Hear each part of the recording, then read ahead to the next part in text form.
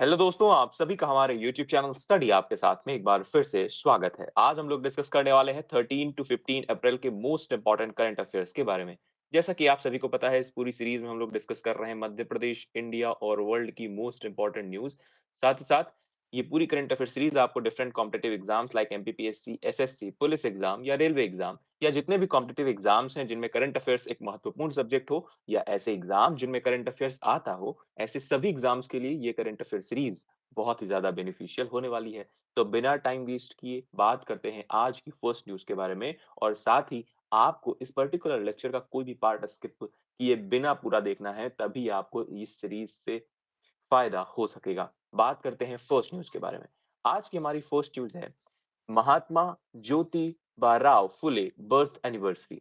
हाल ही में 11 अप्रैल 1827 में इनका जन्म हुआ था और इनकी बर्थ एनिवर्सरी को सेलिब्रेट किया गया 11 अप्रैल को। एज इट इज इंपॉर्टेंट है, ध्यान रखना है ज्योतिबा राव फुले जी के बारे में कई बार इनसे रिलेटेड प्रश्न पूछा जा चुका है एग्जाम में। स्पेसिफिकली जिस एग्जाम में हिस्ट्री आती है या जिस पेपर में हिस्ट्री का पोर्शन है, वहाँ पर ये पर्टिकुलर न्यूज़ इम्पोर्टेंट बन जाती है। यानी हिस्ट्री से रिलेटेड अब आपके जितने फैक्ट्स होंगे, वो भी सारे रिवाइज़ यहाँ पर हो जाने वाले हैं। तो बात करते हैं, इनका जन्म 11 अप्रैल 1827 में महाराष्ट्र में हुआ था, जो कि माली कम्युनिटी से बिलॉन्ग करते थे। इम्पोर्टेंट है, पता होना चाहिए कि ज्योतिबा राव फुले किस कम्युनिटी से बिलॉन्ग करते हैं, तो माली कम्युनिटी से बिलॉन्ग करते हैं। इसके अलावा इनके प्रमुख पब्लिकेशंस हैं तृतीय रत्न और गुलामगिरी। बहुत ज़्यादा इम्पोर्टेंट है, कई बार एग्ज़ाम में ये पूछा जा चुका है, गुलामगिरी किसकी रचना है या किसके द्वारा लिखा गया ये पब्लिकेशन है, तो ये है महात्मा ज्योतिबा राव फुले के द्वारा। इसके अलावा इन्होंने सत्य शोधक समाज की स्थापना की थी 1873 में, इम्पोर्टेंट है, और इनकी डेथ 28 नवंबर 1890 में हुई।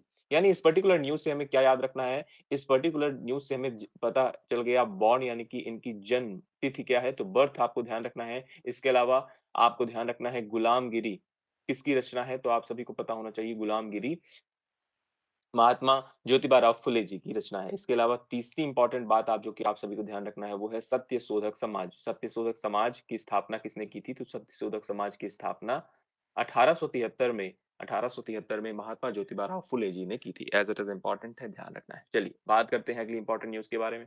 अगली इंपॉर्टेंट न्यूज़ है 14 अप्रैल से रिलेटेड। ये particular date as it is important है क्योंकि इस दिन बर्थ एनिवर्सरी मनाई जाती है डॉक्टर बी.आर. अम्बेडकर यानी कि भीमराव अम्बेडकर जी के बारे में। इनके बारे में तो आप सभी को पता है, लेकिन हम लोग यहाँ पर रिवाइज़ करेंगे क्योंकि फिर से मैं वही बात रिपीट कर रहा हूँ, जिस भी एग्ज़ाम में हिस्ट्री का पोर्शन आता है, उस एग्ज़ाम के लिए ये पर्टिकुलर न्यूज़ या ये पर्टिकुलर डेट बहुत इम्पोर्टेंट है। क्योंकि अगर आप बात करें, हर एक एग्ज़ाम में की बात करें, तो वहाँ पर आपसे सिर्फ़ इतना पूछा जा सकता है कि बर्थ एनिवर्सरी कब सेलिब्रेट की गई, सिर्फ़ इतना पूछा जा सकता है। या फिर पूछा जा सकता है इनका स्टैच्यू कहाँ लगाया गया, इससे ज़्यादा प्रश्न नहीं पूछा जाएगा। लेकिन जिस एग्ज़ाम में हिस्ट्री का पोर्शन आता है, उस एग्जाम के लिए ये पर्टिकुलर टॉपिक बहुत इंपॉर्टेंट है और इनसे रिलेटेड हम लोग आज सारे फैक्ट्स कोशिश करेंगे कि सारे फैक्ट्स को कवर करें। बात करते हैं इनके बारे में। This day is also known as equality day और इस पर्टिकुलर दिवस को यानी 14 अप्रैल को इक्वालिटी दिवस यानी कि समानता दिवस के रूप में भी मनाया जाता है। इनका जन्म कहाँ हुआ? तो 1891 मऊ, जो कि मध्य प्रदेश में स्थित है। आप सभी को पता है इंदौर में आता है ये, और वहाँ पर इनका जन्म हुआ सन 1891 में महू मध्य प्रांत, जो कि मध्य प्रदेश में है। इसके अलावा उन्हें भारतीय संविधान के जनक के रूप में जाना जाता है, यानी father of the Indian constitution के रूप में भी जाना जाता है। ये वाली बात भी आप सभी को पता है। और वो भारत के पहले लॉ मिनिस्टर भी रह चुके हैं, यानी कि भारत के पहले कानून मंत्री कौन थे? तो डॉक्टर भीमराव अंबेडकर जी थे। इसके अलावा वह नए संविधान की प्रारूपण समिति के अध्यक्ष भी थे। तो हमें पता चल गया इनके बारे में कुछ इंपॉर्टेंट चीजें। इस स्लाइड से हमें ध्यान रखना है equality day 14 April, doctor Bhimrao Ambedkar का जन्म 14 April 1891 Mhow Madhya Pradesh, father of the Indian constitution और इंडिया के पहले लॉ मिनिस्टर यानी कानून मंत्री बने थे कौन? डॉक्टर भीमराव अंबेडकर। बात करते हैं इनसे जुड़े कुछ और इंपॉर्टेंट फैक्ट के बारे में। 3 गोलमेज सम्मेलनों में इन्होंने भाग लिया था, पार्टिसिपेट किया था, ऑल 3 राउंड टेबल कॉन्फ्रेंसेस। 1932 में महात्मा गांधी के साथ पूना समझौते पर हस्ताक्षर किए, परिणाम स्वरूप सामान्य निर्वाचन क्षेत्र में दलित वर्गों के लिए सीटें आरक्षित हो गईं। 1991 में हिंदू कोड बिल, विवाह, तलाक, संपत्ति के अधिकार और उत्तराधिकार के मामलों सहित महिलाओं को समान अधिकार देने के उद्देश्य पर मतभेद के कारण कैबिनेट से इस्तीफा दे दिया। यानी इस्तीफा क्यों दिया था, उसका रीजन यहाँ पर दिया है। उन्होंने फिर बाद में बौद्ध धर्म अपना लिया और 6 दिसंबर 1956 में इनका निधन हुआ। चैत्य भूमि मुंबई में स्थित बी आर अम्बेडकर का एक स्मारक है। कई बार ये प्रश्न पूछा जा चुका है, इंपॉर्टेंट है। क्या भीमराव अम्बेडकर ने तीनों राउंड टेबल कॉन्फ्रेंसेस में पार्टिसिपेट किया था? तो बिल्कुल हाँ, ध्यान रखना है आपको कि तीनों गोलमेज सम्मेलनों में इन्होंने भाग लिया था। चलिए, बात करते हैं इनसे जुड़े कुछ इंपॉर्टेंट पब्लिकेशंस के बारे में, यानी इन्होंने क्या-क्या रचनाएँ की उनके बारे में। तो इनके प्रमुख ऑर्गनाइजेशंस कौन-कौन से हैं, यानी संस्थाएँ कौन-सी हैं? तो बहिष्कृत हितकारिणी सभा 1923 में फाउंड की बाबा साहब ने। इसके अलावा इंडिपेंडेंट लेबर पार्टी 1936 में और शेड्यूल कास्ट फेडरेशन 1942। ये प्रश्न कई बार पूछा जा चुका है अलग-अलग एग्जाम में, चाहे वो आप स्टेट की बात करें या कई जगह मैंने देखा है ये कि बहिष्कृत हितकारिणी सभा कब फाउंड की गई या किसके द्वारा फाउंड किया गया और शेड्यूल कास्ट फेडरेशन किसके द्वारा फाउंड किया गया। इसके अलावा इस इनके इंपॉर्टेंट जनरल्स हैं मूक नायक 1920 और बहिष्कृत भारत 1927। ये पूरी स्लाइड में जितनी चीज़ें लिखी हुई हैं, सारी इम्पोर्टेंट है बाबा साहब से रिलेटेड। इसके अलावा इनकी प्रमुख बुक्स है annihilation of caste, the untouchable, who are they and why they have become untouchables. ये पूरी बुक है और बुद्धा एंड हिज धम्मा। ये तीनों बुक्स बहुत इंपॉर्टेंट है, कई बार ये एग्ज़ाम में पूछी जा चुकी हैं। आप सभी को ध्यान रखना है, बुक्स का नाम एज़ इट इज़ आपको लिख कर रखना है अगर आपको नहीं पता है तो। ठीक है? ये पूरी स्लाइड से प्रश्न बिल्कुल पूछे जाते हैं, जिस भी एग्ज़ाम में हिस्ट्री का पोर्शन आता है, उन सभी लोगों को ये वाली स्लाइड से चीज़ें या इस पर्टिकुलर न्यूज़ से चीज़ें लिखनी है और याद भी करनी है। ऑर्गनाइजेशन 3 है, ध्यान रखना है, बहिष्कृत हितकारिणी सभा, इंडिपेंडेंट लेबर पार्टी और शेड्यूल कास्ट फेडरेशन। 2 जर्नल्स हैं, कौन-कौन से? तो मूक नायक और बहिष्कृत भारत, बहुत ही आराम से याद हो जाएगा मूक नायक और बहिष्कृत भारत। ईयर आप ना भी याद रखें, सिर्फ़ एक बार लिख ज़रूर लीजिएगा, देखते रहना है, लेकिन जर्नल्स पता होने चाहिए मूक नायक, बहिष्कृत भारत। इसके अलावा बुक्स कौन-कौन सी हैं? तो एनिहिलेशन ऑफ द कास्ट कई बार एग्ज़ाम में पूछी जा चुकी है, द अनटचेबल्स ये भी पूछी जा चुकी है और बुद्धा एंड हिज धम्मा ये भी है। यानी अगर आप समझिए कि डायरेक्ट एग्ज़ाम में भले ना पूछा गया हो, अगर उनके ऑप्शंस में भी ये मौजूद रहा हो, तो आपको पता होना चाहिए इनके बारे में। आप अगर बहुत स 3 या 4 एग्ज़ाम हिस्ट्री से रिलेटेड देखे होंगे, तो वहाँ पर आपने इनसे रिलेटेड प्रश्न ज़रूर देखा होगा। चलिए, फिलहाल बात करते हैं आज की सेकंड न्यूज़ के बारे में। अगली न्यूज़ है हमारी, जलियांवाला बाग मैसाकर डे भी मनाया गया। आप सभी को पता है ये कब मनाया गया? 13 अप्रैल को ये मनाया गया। 13 अप्रैल 1924 को जलियांवाला बाग नरसंहार के 105 साल पूरे हो गए, जब ब्रिगेडियर जनरल रेजिनाल्ड डायर ने अपने 50 गुरखा और बलूची राइफलमैन सैनिकों को 20,000 से अधिक लोगों की भीड़ पर गोली चलाने का आदेश दिया, जो बैसाखी के दिन जलियांवाला बाग में एकत्रित हुए थे। इम्पोर्टेंट है, ये आप ऐसा कह सकते हैं, गांधी जी ने इसे ब्लैक डे के नाम से भी कहा था, ब्लैक डे भी कहा था इसे। और ब्लैक बिल के नाम सर से एक बिल को संबोधित किया जिसका नाम क्या है Rowlatt act. Rowlatt act Rowlatt act को ब्लैक बिल कहा गया था महात्मा गांधी जी के द्वारा, ठीक है? चलिए, बात करते हैं माइकल डायर उस समय पंजाब के लेफ्टिनेंट गवर्नर थे और brigadier general Reginald Dyer Amritsar शहर के प्रभारी थे जिन्होंने सार्वजनिक बैठकों और सभाओं पर रोक लगाने का आदेश दिया था। इंपॉर्टेंट है ये जलियांवाला बाग से प्रश्न बहुत पूछा गया है। क्यों? क्योंकि ये अपने पूरे भारत का बहुत बड़ा इवेंट है, जो कि ब्रिटिश शासनकाल के दौरान हुआ। अगर बात करें इस समय क्या हुआ तो 2 उद्देश्यों से लोग जलियांवाला बाग नामक एक बाग में, अमृतसर के एक बाग में यानी गार्डन में एकत्रित हुए थे। पहला था बैसाखी मनाने के लिए एकत्रित हुए थे और दूसरा कारण था रॉलेट एक्ट 1919 के तहत अपने 2 नेताओं डॉक्टर सत्यपाल और सैफुद्दीन किचलू की गिरफ्तारी का विरोध करते हुए भी एकत्रित हुए थे। यानी कि इन 2 कारणों की वजह से जलियांवाला बाग यानी उस गार्डन में एकत्रित हुए लोग और वहीं पर जनरल डायर ने फायरिंग के आदेश दिए और लगभग 20,000 की जनसंख्या में गोली दागी गई। ठीक है? जो कि अपने आप में बहुत बड़ी बात है और आप इसीलिए इसे ब्लैक डे कहा गया है या फिर इस पर्टिकुलर रॉलेट अधिनियम को महात्मा गांधी जी ने ब्लैक बिल कहा है। ब्लैक बिल कहा है, ठीक है? रॉलेट एक्ट काला अधिनियम 10 मार्च 1919 को पारित किया गया था, जिसके तहत सरकार को विदेशद्रोही गतिविधियों से जुड़े किसी भी व्यक्ति को बिना किसी मुकदमे के जेल में डालने का या कैद करने का अधिकार दिया गया था।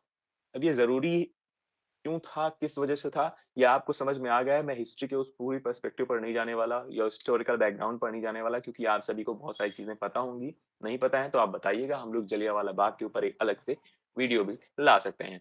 फिलहाल बात करते हैं अगली इंपॉर्टेंट न्यूज़ के बारे में। अगली इंपॉर्टेंट न्यूज़ है Mary Kom steps down as Paris Olympics chef de mission. जैसा कि आप सभी को पता है इस साल पेरिस ओलंपिक 2024 का कहाँ होने वाला है? तो पेरिस में होने वाला है, ये वाली बात तो पता ही है। कब होने वाला है भाई? तो ये जुलाई-अगस्त में स्पेशली देखा जाएगा, जुलाई-अगस्त में होने वाला है और हमने थोड़े दिन पहले एक न्यूज़ पढ़ी थी कि शेफ़ डे मिशन किन्हें बनाया गया है? मैरी कॉम जी को बनाया गया है। मैरी कॉम जी को बनाया गया है, लेकिन मैरी कॉम जी ने इस पद से या इस पर्टिकुलर पद से वापस लौटा दिया है और इससे बाहर आ चुकी हैं वो। तो शेफ द मिशन ध्यान रखना है आपको, मैरी कॉम अब नहीं रहेंगी भारत की ओर से, एज़ इट इज़ आपको पता होना चाहिए। तो अगर आपसे प्रश्न पूछ लिया जाए कौन है? तो ये प्रश्न आप सभी को पता होना चाहिए कि Paris Olympic chef de mission इस साल मैरी कॉम नहीं है, ठीक है? तो इसे अनवील करना ज़रूरी था क्योंकि मैंने ऑलरेडी आपको बता दिया था शेफ द मिशन के बारे में, शेफ द मिशन कौन होने वाली हैं, तो शेफ द मिशन होने वाली है मैरी कॉम। ये मैंने आपको पहले बताया था। इसलिए ये ज़रूरी न्यूज़ थी कि मुझे ये न्यूज़ लानी पड़ी कि ये अब Mary Kom ji chef de mission Paris Olympic की नहीं रहेंगी, इन्होंने स्टेप डाउन कर लिया है, ठीक है? तो इम्पोर्टेंट है, ध्यान रखना है। चलिए, बात करते हैं हाल ही में आप सभी ने ये एक न्यूज़ सुनी होगी, वो न्यूज़ बहुत इम्पोर्टेंट है और वो इम्पोर्टेंट न्यूज़ क्या है? Iran to attack Israel. Iran और इज़राइल के बीच युद्ध छिड़ गया है और इसे वर्ल्ड वॉर 3 के नाम से भी कहा जा रहा है। World war 3।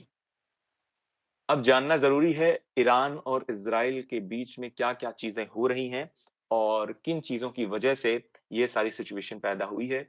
ये पूरा ध्यान रखना है। ध्यान ये भी रखना है कि ये दोनों मुस्लिम बहुलक देश हैं, है ना? मुस्लिम कम्युनिटी की यहाँ पर मेजॉरिटी है।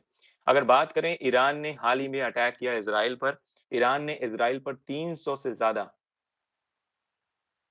ज़्यादा ड्रोन और मिसाइलें दागी। पिछले हफ्ते दमिश्क, सीरिया में ईरानी वाणिज्य दूतावास पर हवाई हमले में 2 ईरानी जनरलों की मौत के बाद से ईरान इज़राइल पर हल हमले की धमकी दे रहा था। ईरान ने संयुक्त राज्य अमेरिका को चेतावनी दी है कि अगर वाशिंगटन इज़राइल की जवाबी कार्रवाई का समर्थन करता है, तो वह उसके ठिकानों को निशाना बनाएगा। यानी कि आप समझिए कि ईरान अब ये भी कह रहा है कि वॉशिंगटन डीसी आप सभी को पता है ये कहाँ है? अमेरिका में है, अमेरिका में।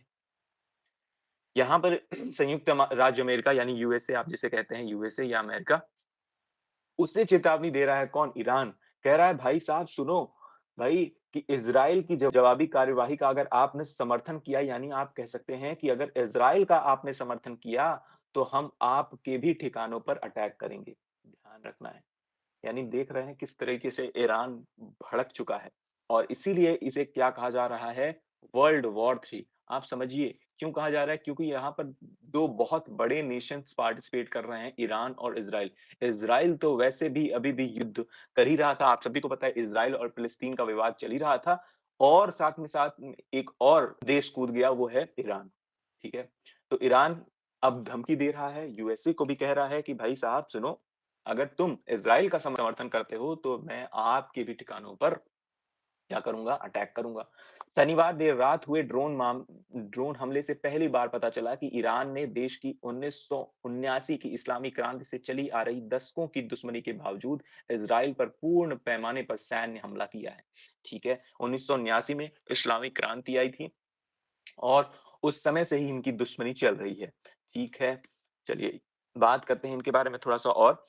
बाद में ईरान के इस्लामिक रिवॉल्यूशनरी गार्ड कॉर्प्स जिसको आप कहते हैं IRGC, Islamic revolutionary guard corps ने रणनीतिक हॉर्मुज़ यानी स्ट्रेट ऑफ हॉर्मुज़ को इज़राइल से जुड़े पुर्तगाली ध्वजांकित वाणिज्यिक जहाज एमएससी एरीज को भी जब्त कर लिया है और जिसमें एमएससी एरीज नाम का ये जो जहाज था, है ना?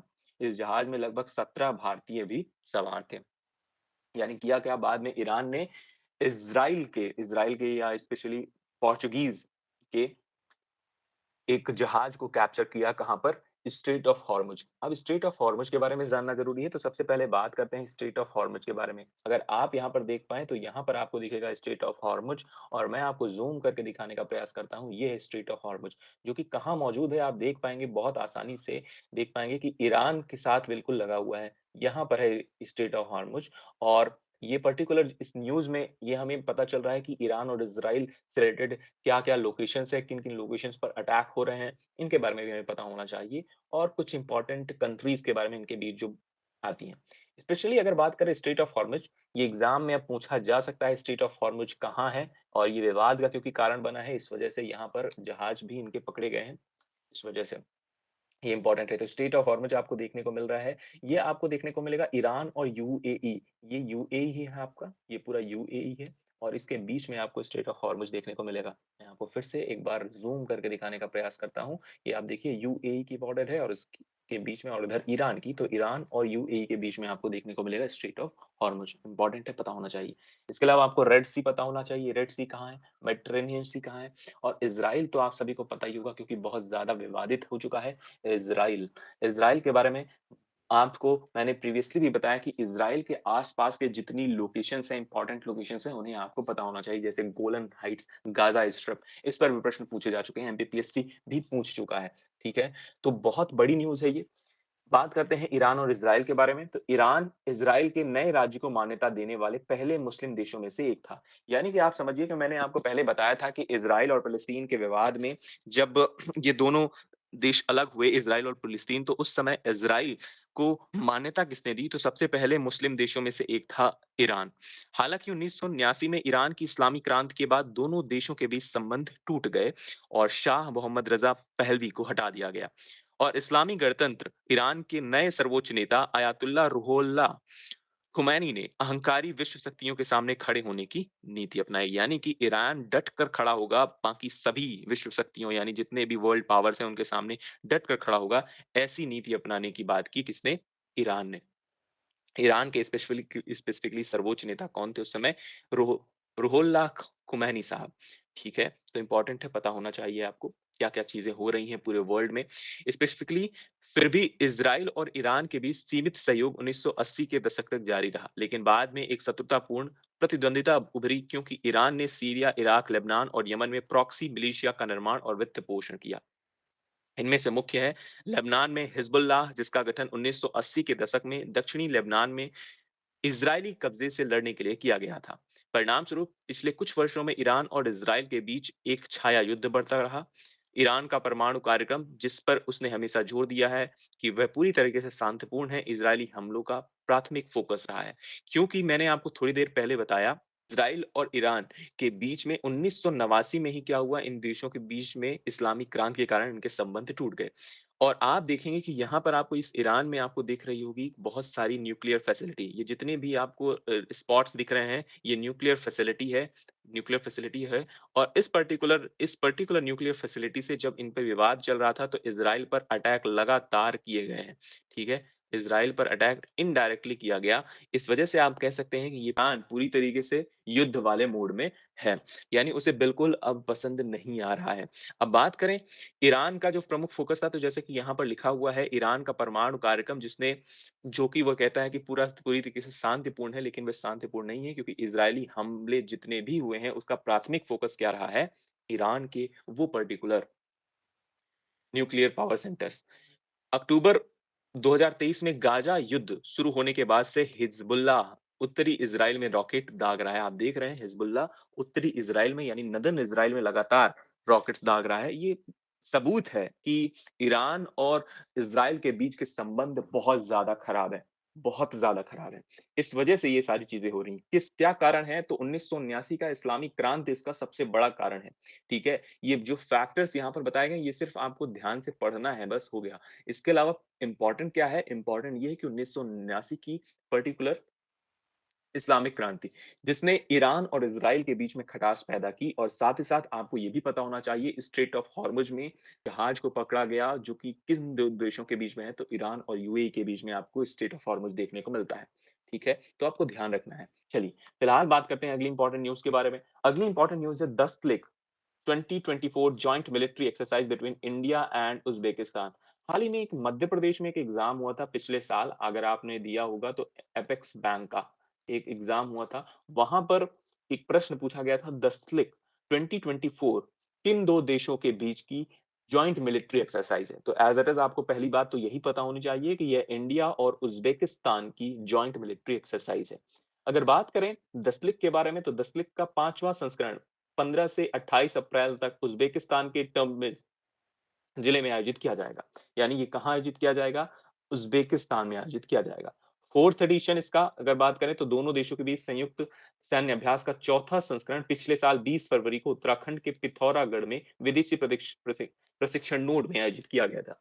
यानी आपको ये पता होना चाहिए कि पिछले साल ये भारत में आयोजित किया गया था और स्पेसिफिकली भारत में भी कहाँ तो उत्तराखंड में आयोजित किया गया था। इस अभ्यास का उद्घाटन नवंबर 2019 में उज़्बेकिस्तान में आयोजित किया गया। यानी इसे स्टार्ट कब किया गया? तो स्टार्ट किया गया 2019 में। तो स्टार्ट किया गया 2019 में। इसके बाद लगातार हर साल ये एडिशन हो रहा है और इस साल कौन-सा एडिशन है तो ध्यान रखना है ये 5th एडिशन है। 4th एडिशन इंडिया में हुआ, 5th एडिशन यानी इस साल का कहाँ होगा? उज़्बेकिस्तान में होगा। नाम क्या है इस एक्सरसाइज का? तो आपको पता होना चाहिए दस्तलिक 2024 ये जॉइंट मिलिट्री एक्सरसाइज है भारत और उज़्बेकिस्तान की। चलिए, बात करते हैं अगली इंपॉर्टेंट न्यूज़ के बारे में। अगली इंपॉर्टेंट न्यूज़ है world cyber crime index India ranks 10th globally in cyber crime study. हाल ही में शोधकर्ताओं की एक अंतरराष्ट्रीय टीम ने विश्व साइबर अपराध सूचकांक संकलित किया है, जो लगभग 100 देशों को रैंक करता है और साइबर अपराध की विभिन्न श्रेणियों के अनुसार प्रमुख हॉटस्पॉट की पहचान करता है, जिसमें रैंसमवेयर, क्रेडिट कार्ड चोरी और घोटाले शामिल हैं। यानी आप सभी को साइबर क्राइम के बारे में तो पता ही होगा। साइबर क्राइम क्या होता है भाई? तो साइबर क्राइम में किसी पर्टिकुलर सॉफ्टवेयर या मैलवेयर की सहायता से आपका डेटा हैक किया जाता है या आपसे कुछ इंफॉर्मेशन ली जाती है और फिर क्राइम किया जाता है। इसे हम बोलते हैं साइबर क्राइम। जैसे कि आपने एक मूवी देखी होगी या एक सीरीज़ देखी होगी जमतारा। कई लोगों ने देखी होगी जमतारा। जमतारा इसका प्रमुख एग्ज़ाम्पल है, ठीक है? जमतारा जैसी मूवीज़ जो कि लोगों को ठगती हैं, साइबर क्राइम करती हैं, है ना? वो पर्टिकुलर गैंग क्या कर रही थी? साइबर क्राइम का काम कर रही थी। ठीक है? तो ये इस तरह की न्यूज़ आपको पता होना चाहिए जिसमें इंडिया के रैंक्स इस बार साइबर क्राइम में क्या लगी है 10th है। तो क्या ये याद रखने वाली चीज़ है? बिल्कुल याद रखने वाली चीज़ है। आपको पता होना चाहिए कि भारत में कि क्या भारत किस रैंक पर है साइबर क्राइम के मामले पे। तो भारत साइबर अपराध में दुनिया भर में 10वें स्थान पर है, जिसमें आम तौर पर लोगों को उन्नत भुगतान करने के लिए मजबूर करके धोखाधड़ी करना सबसे आम प्रकार है।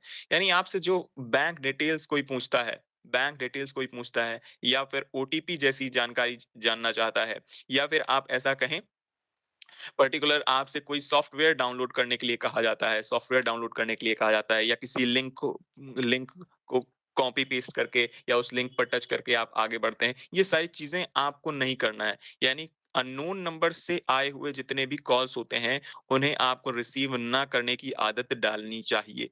ऐसा मेरा मानना है। क्योंकि जब भी स्पेसिफिकली क्योंकि ये टारगेट किया जाता है, आज के टाइम पर ये हो रहा है भारत में बहुत ज़्यादा स्पेसिफिकली जो 50 साल से ज़्यादा जिनकी उम्र है, उनके साथ स्पेसिफिकली जैसे हमारे पेरेंट्स के साथ ज़्यादा होंगी ये सारी चीज़ें क्योंकि हम तो आज जागरूक हैं। इसलिए हमारे साथ होने की संभावना कम है, लेकिन 50 साल से ऊपर जितने भी लोग हैं, उन्हें मोबाइल चलाना उतना अच्छे से नहीं आता है। कई लोगों को कई पेरेंट्स को नहीं आता है और वो अक्सर इन सी चीज़ों का शिकार बन सकते हैं। तो इम्पोर्टेंट है कि आप उन्हें भी अवेयर करें, अपने घर में भी अवेयर करें और अपने पेरेंट्स को भी बताएँ कि ये सारी जानकारी साझा नहीं करनी है, ठीक है? तो बैंक डिटेल्स हो गई, ओटीपी ये किसी भी माध्यम से आपको शेयर नहीं करना है, ठीक है? और अगर आपने गलती कर दी है तो आप नज़दीकी बैंक में जाकर आप उसकी शिकायत या फिर नज़दीकी आपकी जो भी थाना क्षेत्र है वहाँ पर रिपोर्ट दर्ज कराएँ, साथ ही साथ बैंक में जाकर ये जानकारी साझा करें। फिलहाल इस सूची में रूस शीर्ष पर है और उसके बाद यूक्रेन, चीन, अमेरिका, नाइजीरिया और रोमानिया है। 7वें स्थान पर उत्तर कोरिया था, ब्रिटेन और ब्राज़ील 8वें और 9वें स्थान पर है। रूस, यूक्रेन अत्यधिक तकनीकी साइबर अपराध केंद्र हैं। यानी आपको ध्यान क्या रखना है, फर्स्ट रैंक पर कौन है? तो फर्स्ट रैंक पर रशिया यानी रशिया में सबसे ज़्यादा साइबर क्राइम होता है। सेकंड रैंक पर कौन है भाई? यूक्रेन है। यूक्रेन में भी अच्छा खासा साइबर क्राइम होता है। और भारत की रैंक क्या है? तो भारत की रैंक 10th है। रोमानिया और अमेरिका को हाई-टेक और लो-टेक दोनों प्रकार के अपराधों में विशेषज्ञ पाया गया। भारत को मध्य तकनीकी अपराधों में विशेषज्ञता वाला पाया गया। ऐसा पढ़ने में तो लग रहा है कि यार कितनी बड़ी उपलब्धि हासिल की हो। ऐसा कुछ बात नहीं है भाई। ये कोई बहुत अच्छी बात थोड़ी है। इसे अच्छी बात में नहीं लेना है, ठीक है? देखने में तो लग रहा है कितनी विशेषज्ञता पाई है भारत ने, वाह! ऐसा कुछ नहीं है, ठीक है? तो 10th रैंक है भारत की, ध्यान रखना है, भारत घोटालों में माहिर पाया गया है, वाह, वाह! ऐसा पढ़ने में तो लग रहा है वाह! कितनी अच्छी चीज़ है, लेकिन भाई अच्छी चीज़ नहीं है, ये वाली बात आपको पता होनी चाहिए कि भारत घोटालों में माहिर पाया गया है, ये बहुत अच्छी बात नहीं है हमारे देश भारत के लिए, ठीक है? और घोटाले के लिए प्रोत्साहित करने वाली जनता ही है, तो जनता को अवेयर होना चाहिए अपने अधिकारों का प्रयोग करते आना चाहिए जनता को, तो ये सारी चीज़ें भी समाप्त हो सकती हैं। ये ऐसा मेरा मानना है। आपका क्या मानना है? आप कमेंट सेक्शन में ज़रूर बताइए। फिलहाल आप सभी का प्रैक्टिस क्वेश्चन क्या है, तो वो मैं यहाँ पर देने वाला हूँ। तो इस तरह से हमारी न्यूज़ कंप्लीट हुई। आपका प्रैक्टिस क्वेश्चन है। फर्स्ट क्वेश्चन जो कि आप सभी को पता ह होना चाहिए, गोलन हाइट किस देश में है? इसके अलावा किस कंट्री में है, आपको बताना है किस कंट्री में है, कंट्री का नाम बताना है। इसके अलावा आपको सेकंड न्यूज़ जो कि बतानी है, वो है बी आर अम्बेडकर की 3 बुक्स के नाम आपको यहाँ पर लिखने हैं, कि 3 बुक्स के नाम आपको लिखना है, ठीक है? तो ये नाम आप ज़रूर लिखेंगे और इसका जवाब आप कहाँ देंगे? कमेंट सेक्शन में देंगे। मुझे उम्मीद है कि आपको ये पूरा सेशन पसंद आया होगा और आप इस सेशन से रिलेटेड सारी चीज़ें आप ज़रूर करेंगे। स्पेसिफिकली इन प्रैक्टिस क्वेश्चन का जवाब ज़रूर दिया करिए, क्योंकि आप जब जवाब देते हैं या कोई कोई चीज़ लिखते हैं, तो आपके सबकॉन्शियस माइंड में वो सारी चीज़ें फीड होती हैं और आपको उसका फल ज़रूर देखने को मिलेगा आने वाले अपकमिंग एग्ज़ाम्स में। फिलहाल अगर आप मुझसे जुड़ना चाहते हैं इन सोशल मीडिया हैंडल्स पर, तो स्पेसिफिकली इंस्टाग्राम, टेलीग्राम और फेसबुक पर जुड़ सकते हैं और आप हमें फॉलो भी कर सकते हैं। साथ ही साथ आपको इस पूरे सेशन की पीडीएफ स्टडी आपके साथ नाम का टेलीग्राम ग्रुप में मिल जाएगी और आप इस सेशन को ज़रूर शेयर कीजिएगा, क्योंकि आपके एक शेयर से हमें लगातार प्रोत्साहन और मोटिवेशन मिलता रहता है, जिससे हम और भी अच्छा करने के लिए प्रेरित होते हैं। हम लोग फिर से मिलेंगे अपने नेक्स्ट लेक्चर में, तब तक के लिए आप सभी अपना ख्याल रखिए और मुस्कुराते रहिए। Thank you, Tata, bye-bye.